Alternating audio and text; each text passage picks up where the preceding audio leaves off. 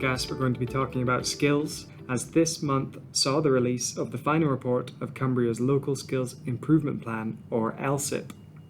For those of you that don't know, the Cumbria LSIP is an initiative led by Cumbria Chamber of Commerce and funded by the Department for Education, which aims to set out the key priorities needed to make skills provision in Cumbria more responsive to the changing needs of employers. To discuss some of the findings, I'm joined today by LSIP Engagement Manager Kevin Warman and Chamber Member and Certified Career and Leadership Executive Coach Alec Pearson. Our conversation will be split into two parts.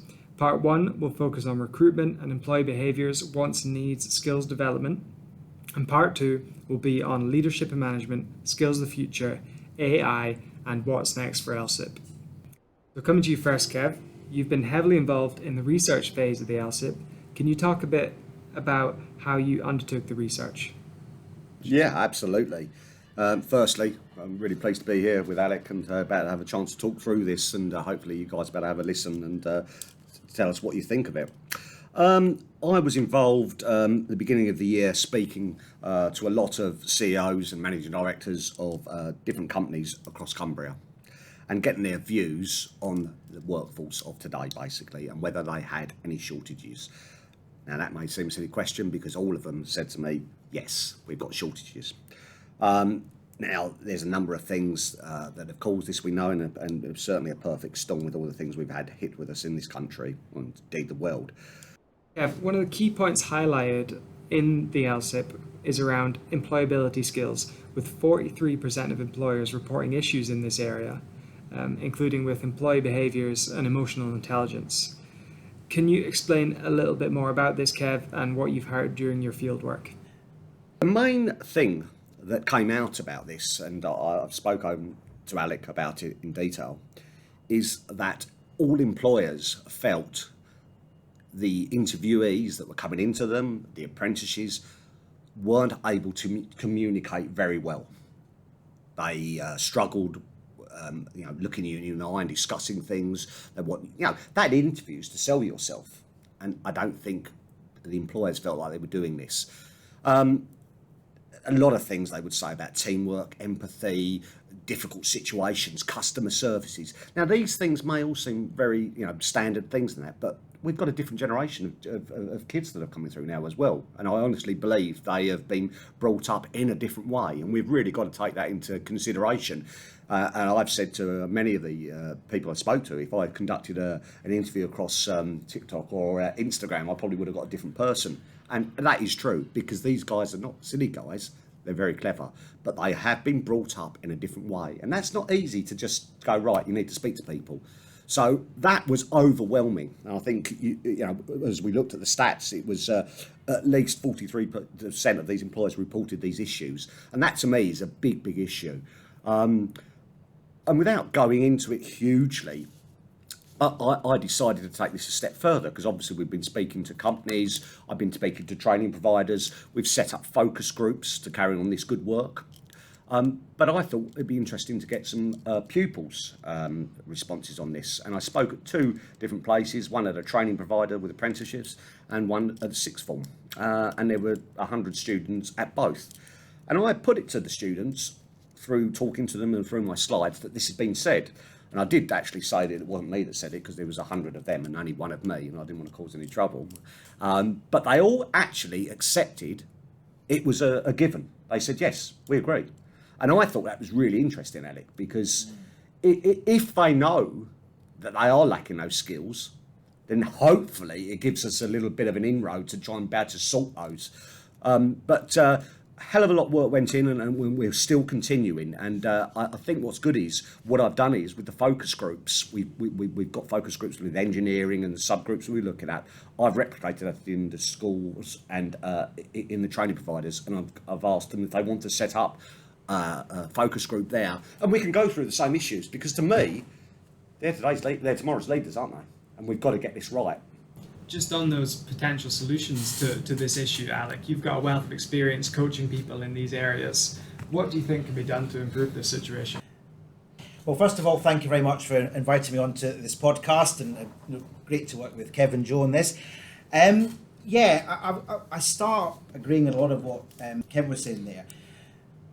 I've been teaching around professional and employability skills for over 10 years, and I have noticed a kind of steady decline over those 10 years of communication, assertiveness skills, team working skills, time management, presenting. It has, without a doubt, got worse since the pandemic. I've seen that decline, accelerate. But what I think is really interesting when we talk about professional employability skills is that this also covers areas like resilience. I mentioned their confidence earlier, but actually having the focus and understanding, for someone to understand how they drive worth. Because when I'm talking to young professionals, it's interesting that some of them feel quite worthless. They don't understand or appreciate that things they've done in the past, and it could be a part-time job working in a pub or in a cafe, whatever it might be, that they're learning on the job professional and employability skills. So I think key for me, and particularly if we're talking about young professionals here, I think we do, my belief is that professional and employability skills should become a core subject, not just at school, but at university and at college. But I think what's key to this as well is that we don't make it academic. We don't make it a kind of boring textbook way of learning. We make it practical. We have real life stories, and typically what young professionals love to do, from my experience, is learn by doing. Interaction. Absolutely. Yeah. Now, I've talked a lot there about young professionals, but certainly from my coaching experience, the same with professional employability skills, I'm seeing this at all levels. From junior manager up to exec level. It's interesting, maybe some more of the focus is around, particularly around time management, again, assertiveness, because the higher you go up the chain, typically, there's more need to be assertive. And the other aspect here is there's lack of EQ. And, even a client I was talking to yesterday, they admitted, and they were quite high up in the organization, and they said, I'm not, EQ is a problem for me. I do struggle with that, and it's something I need to develop. So I think, again, thinking about this whole professional skills, employability skills, my recommendation, let's open this up and let's provide that safe space where people can discuss anything internally, what their feelings are, any limiting beliefs, and let's try and find out from the bottom what's going on, and then we can raise them up. Yeah. Okay. But I think, I was mentioning there about, colleges and universities and schools should be doing this as core, but thinking about, we're seeing this at all levels, for me, I think all organizations, regardless of sector, should be doing professional skills development as a core, as part of the core training or a core HR initiative. Can I just follow up there, Alec, with a couple of questions? You mentioned the phrase EQ. So the first question, what actually is EQ? And then the second question, how would you kind of start off if you had a coaching client and they needed to build resilience, they needed to build these soft skills? What are some of the practical tips that you can give people to help build those qualities? Okay, first, what is EQ? EQ is emotional intelligence. Right. So it's being able to understand people, to communicate with different levels of people, but also how do you talk to them? What's the tone that works for them? So it's, number one, you've got to understand, I think to be really successful at EQ, you need to understand yourself, you need to understand who you are, but then you need to understand what others are like and what they expect from you. And if I give you a good example, sometimes, a great example for me of EQ is that because we know something, we expect someone else to know what we know.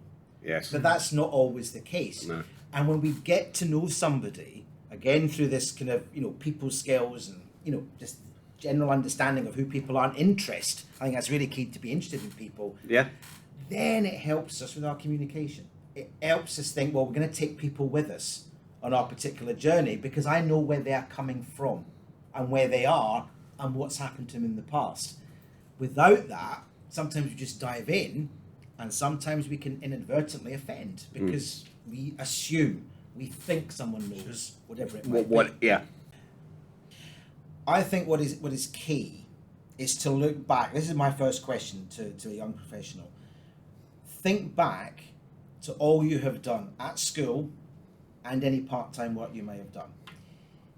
If you did extracurricular stuff at school, now ask yourself why. Why did you go for that part-time job? Why did you go for that extracurricular study? Then ask yourself, what did you do in each?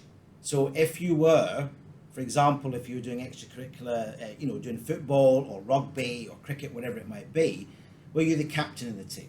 Did you put that team together? How did everyone in that team learn how to play as a team? Were you instrumental? You're mapping it out for them, aren't you? Oh, yeah. Yeah. And it's just, and it's amazing when you just ask these questions. Yeah. They suddenly it starts to click. Did you see like a light go off? Like, yeah. And I'll never forget, there was a case in Cumbria, and I was talking to a young professional working behind the bar, and he was looking to move into engineering. And he was a little bit unsure. How do I get into engineering? I don't have the skills. And all I said to him was, right, how long you worked in this bar? He said, 2 years. I said, right, tell me everything you do in this job. And he said, well, I serve customers. So you can communicate, right? Do you work with anyone else? Or you've got communication skills. Can you work with, do you work with others, like your colleagues there, and do you work as a team? Yeah, how do you do that? And he explained. I says, so you've got some team working skills. And it's amazing. So even, the other thing, and going back to my earlier point, and I do wonder this, and I'd love to hear from Chamber's members what their views on this would be. Is it maybe we have bracketed professional employability skills as a topic, and actually maybe it was a default, maybe we just did these things, but we're not, but we've now put it into a topic area, or it's under an umbrella. I'll just say, I know we'll end up this section, but I totally get what you're saying, because we're saying to all these, saying to the employers, saying they haven't got all these skills, they haven't got this, and we know it's because obviously it's a changing world. But actually, what you've just said there, Alec, is a lot of them may not actually be fully aware that they actually do possess a very good amount of skills that they can use and transfer to another job, and they just don't realise it. And I think that's part of our thing to do here, isn't it? It's and the innate interpersonal skills that they perhaps just need to build on. I'll build on, and kind of, carry that forward. Yeah, thanks very much for that, gents. We'll just move on to our next section here, and that's recruitment, another very hot topic at the minute. It's also one of our key priorities outlined in the LSIP report, with 48% of employers in our survey reporting current recruitment shortages.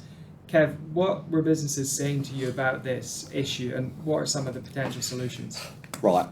It's a big concern for a lot of employers, and don't get me wrong, we're dealing with it, we're getting through it, because I think Cumbrians are very good at doing that.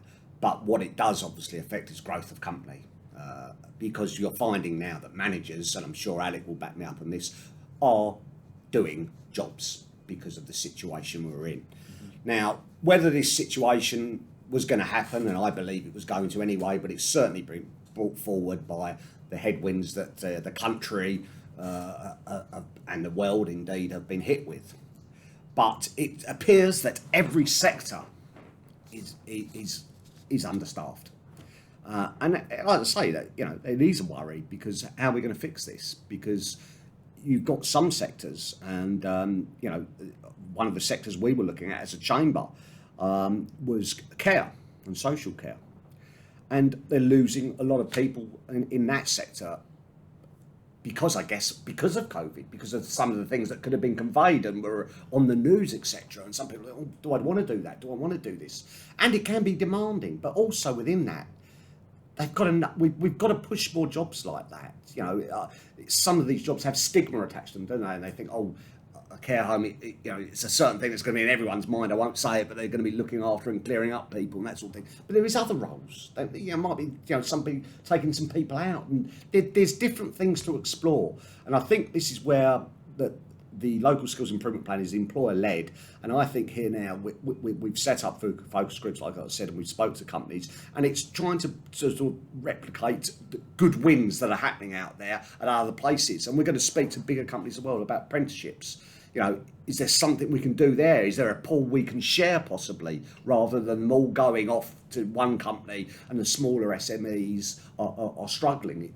And I think the biggest word for me on this project, and I know Alec will agree, and I'm sure you will, Joe, is collaboration. And it does mean more than just helping each other. It means getting actually involved in doing some stuff.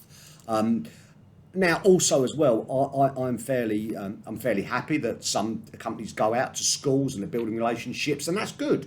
And that's great. So let's encourage that and carry on. I've been speaking a lot to the learning providers. And again, learning providers now, Alec, are different from probably when me and you went to school. They are actually speaking with employers, aren't they? They're advertising apprenticeships for. So let's enhance on that. Let's not, go, oh no, we've got to do it. Let's get that going on more. And let some of the bigger companies, maybe we can speak to, as I said, and we're in different focus groups now and discussing these things, and see if we can thrash out something between us that's going to help with that assistance. But there's got to be a lot of clarity around that and what we're going to do. But I think certainly building up these focus groups and working through what's going on is very important. And I've seen that with the food and drink focus group. We've got a situation where one of our members wants to send someone to do a particular course, and they can't do it because there's not the uptake. And that's a problem, isn't it? Because if you're in Cumbria, Cumbria doesn't do it, or I go to a local place, well, we haven't got enough people. So it is an issue, and we've got to get around this. How we're going to do that, I don't know, but I think maybe thinking about different courses or different way of doing things completely, and having thinking about that. But certainly I think we've got to form groups and get companies working with each other. I think it's very important.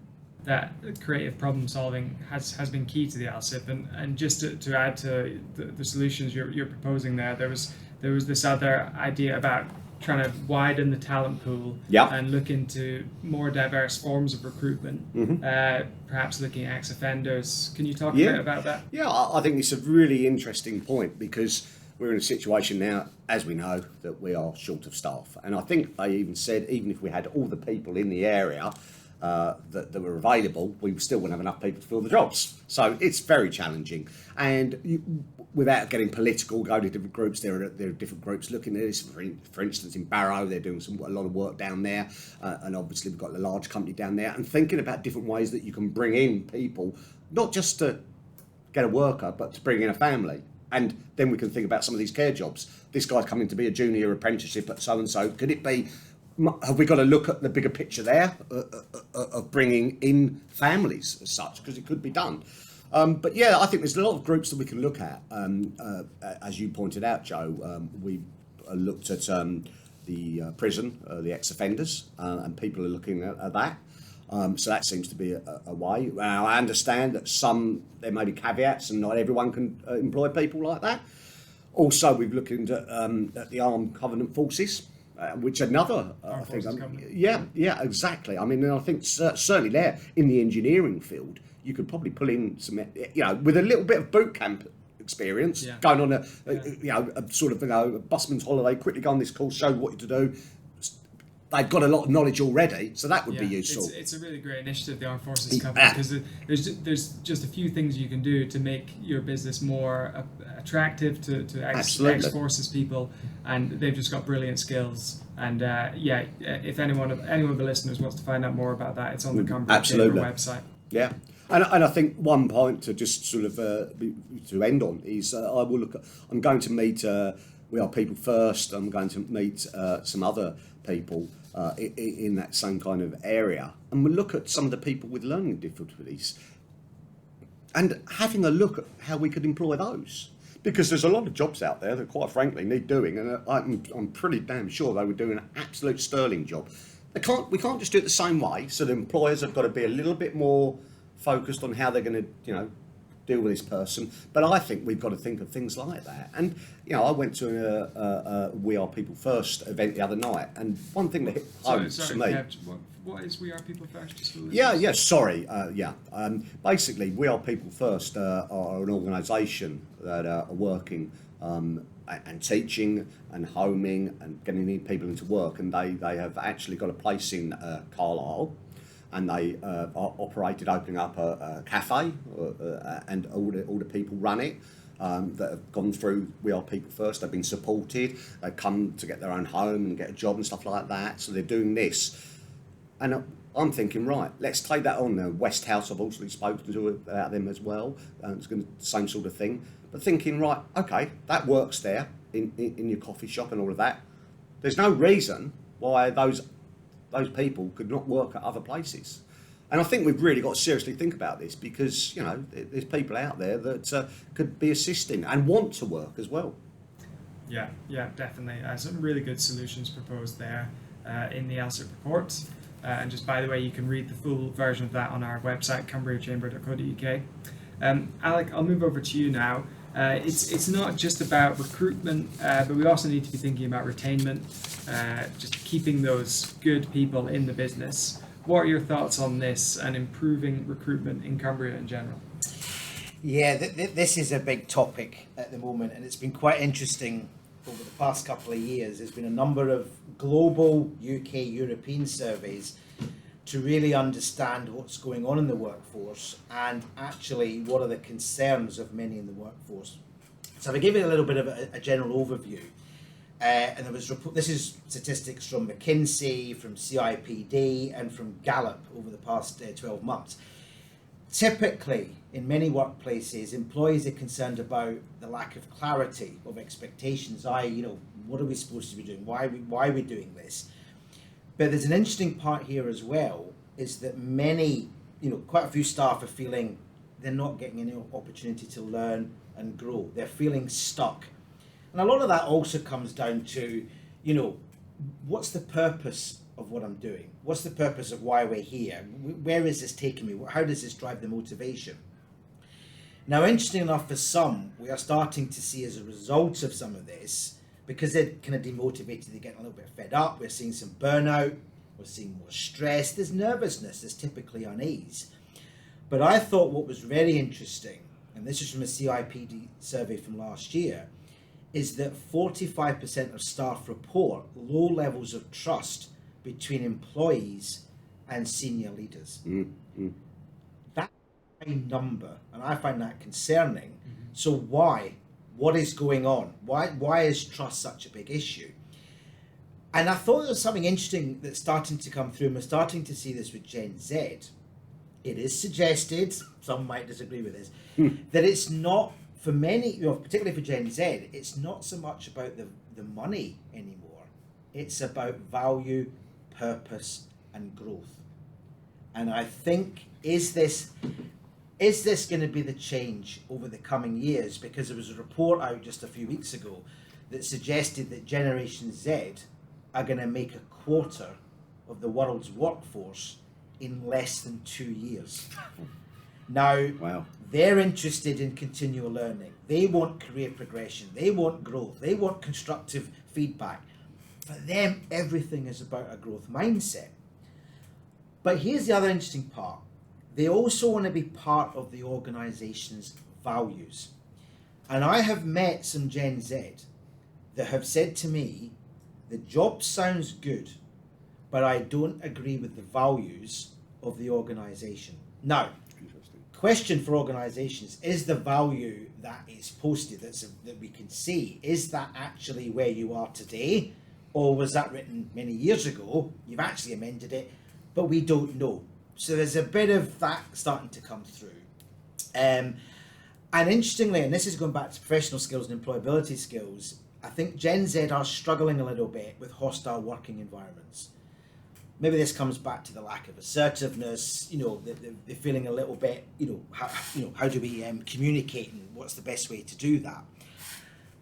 But I think on top of all that, and thinking of the statistics I've given you so far, there was another report this year from McKinsey that said that only 1/3 of workers actually feel engaged.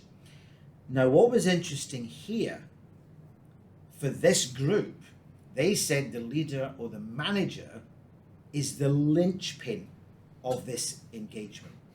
And the more they're disengaged, the more chances are they're going to quit. 54% in this survey said they do not feel valued by their organizational manager, and 51% said they do not feel a sense of belonging at work, which I think is interesting. Now, another thing, just to add to this, we haven't really touched on it so far, but it is going to start to come through in this recording, is remote and hybrid working. Yeah. Now, we are seeing, and I've heard from some managers, I've seen this in some surveys, they are struggling managing staff that are mainly remote, okay? But even going back to, this need for skills training, and people want to keep growing, and I still keep in touch with young professionals that have now been in the workforce anything from 1 year to 10 years. And I was talking to an ex-student of mine last week. He's working at a big, and this is even affecting the corporate world, so it's not just about SMEs. Mm-hmm. He is working for a big bank in London, and he said he's expected to be in the office minimum 2 days a week. And I asked him, and I said, so what are you missing? Or what skills do you feel from a professional employability skills you still need to grow? What's the issue? And he interestingly talked about the skills we already talked about.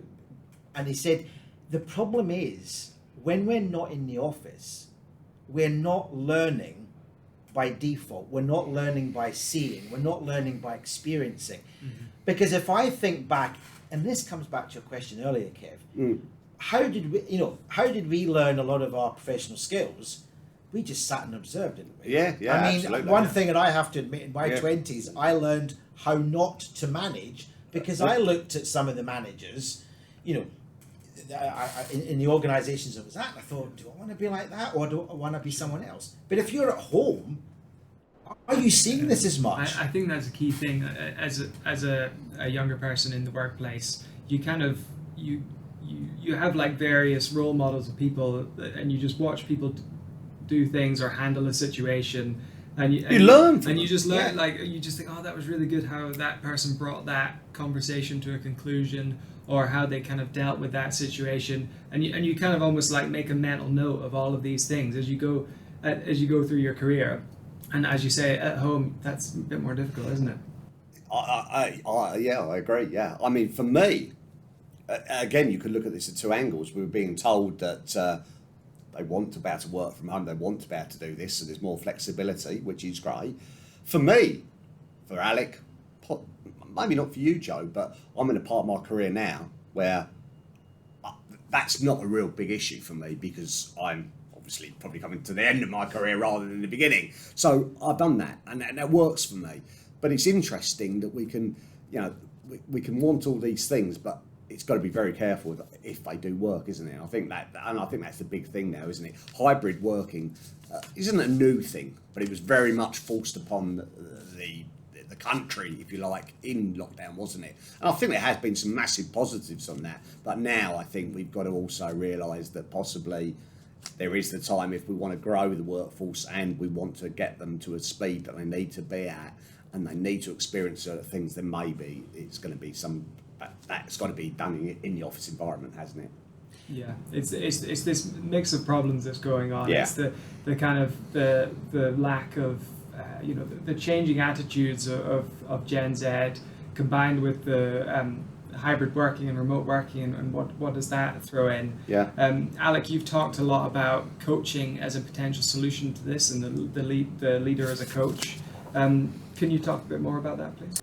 What we're starting to see now, and we have seen this from the larger companies, the larger corporates, they're doing much more of this. They're moving more towards this coaching culture. Yeah. Because the attitude now, or what a lot of people are now saying, is that our most, for any organization, its biggest asset is people. Yeah. And if we think how people are changing, their values are changing, their needs and wants are changing, how do we keep up with that? How do we pacify that? How do we use that knowledge to become an advantage to us? So coaching comes in here, and it's seen as a very cost-effective way to develop staff. It's much more focused on individuals or small groups, not like your typical training course where you might be in a big room, you're learning some technical information, and that's basically it. This is all about working with you to get you where you want to be. But there's a lot of myths about coaching, and if I may, I just want to read out a quote that I think sums up coaching certainly perfectly for me. And it says that coaching, which can be done as a one-to-one or an in-group team formation, is a collaborative and supportive process that focus on helping other people achieve their personal or professional goals in ways that lets them keep growing afterwards. It's based on asking rather than telling, on provoking thought rather than giving directions, and on holding a person accountable for his or her goals. It's a structured and confidential space for the person to explore their aspirations, challenges, and potential. So, it's all about you, right? Or this particular small group. Yep.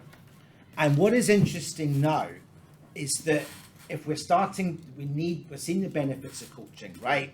86% of organizations, this was a study from last year, that implemented coaching saw a return on their investment. 96% of those that had an executive coach said they would repeat the process again. Why? Because we've got tangible as well as intangible factors coming through. Tangible factors were areas such as increased productivity by 86% on average, higher levels of overall employee performance as a result, reduced costs, growth in revenue and sales, higher employee retention, and so it goes on. So there's so many benefits coming from that. And again, and it comes back to, it was an interesting study from the Henley Business School this year that said, we need to focus on developing our people, treat them as individuals, and show them that being happy and healthy are not the outcomes from success, but the ingredients of success. Great point. Now, if we take the benefits of coaching and just some high-level stats are through there, we come back to hybrid working, right?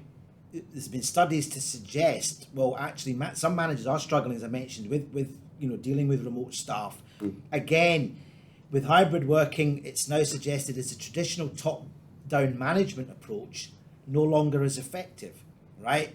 Is it now that managers need to develop coaching skills to better support their team, help them achieve their goals, help with retention, right? Because what that's starting to do is bring in this culture of development, of learning. Now, if we know that there are those out there that want to learn, and if people like their prospective employees see that culture exists in your organization, some would argue, and I've seen evidence of this, they're more likely to want to apply and come and work for you than one of your competitors. Because they're thinking, as a lot of them do, and I see this, particularly Gen Z, what's the point of this? What do I get out of this? Yeah. And if they don't see that, then they're not interested as much. They don't want to. So, and I think another interesting aspect of helping to retain staff and thinking the benefits of coaching. We're thinking a lot about change and transformation, right? Kev's talked about all the disruptive things that have been going on. But again, we see that coaching helps with change because it's giving personalized guidance, right? Because for many, change is unsettling, right? We feel overwhelmed by it. So what is going on? Why? What are your fears and aspirations? How do we resolve that? It gives much more goal clarity. Because actually with coaching, you're automatically starting to develop a closer relationship with the coachee or your member of staff. So if we think of that as one of the big benefits of coaching, but what we also have with coaching is that we have coaching assessment tools that can tell us more about what's happening in your team and the skills that exist in your team. Because here's the other aspect. How do we really know or understand the skills we have in our teams? You're 100% right. Yeah. Now, there are, there's others here, so I'm not just, just to give a kind of balance, but you've got tools, for example, like Clifton Strengths, right? Clifton Strengths coaching tool very much tells you what the strengths are for that particular person. And it focuses on, we're not interested in weaknesses, we look at your strengths and we make those strengths stronger. Very much a strengths-based culture. We see a lot of the corporates employing this. Why? Because of the benefits it gives. Yeah. So we understand, you run that across your whole team, you'll understand the skills you've got in your team. You've also got Belbin, because in a team, it's suggested if we can cover the 9 key team roles we need, that team will automatically start to become more effective, right? You've got an energy leadership index assessment. We talked earlier on about some of us, having limited beliefs. There might be inner blocks going on. This tells us why. This gets to the root of what's going on. So if you think about this whole coaching approach, the tools, the frameworks, it can really start to help me as a leader or a business owner think, right, do I need to go and do I actually need to recruit someone, or do I actually have the skills already in my team? Absolutely. That I didn't know I had. Really interesting points there, guys. Yeah, really interesting, Alec. Thank you. Thank you both for that. We will come back for part 2 and we'll discuss a little bit more about leadership and management.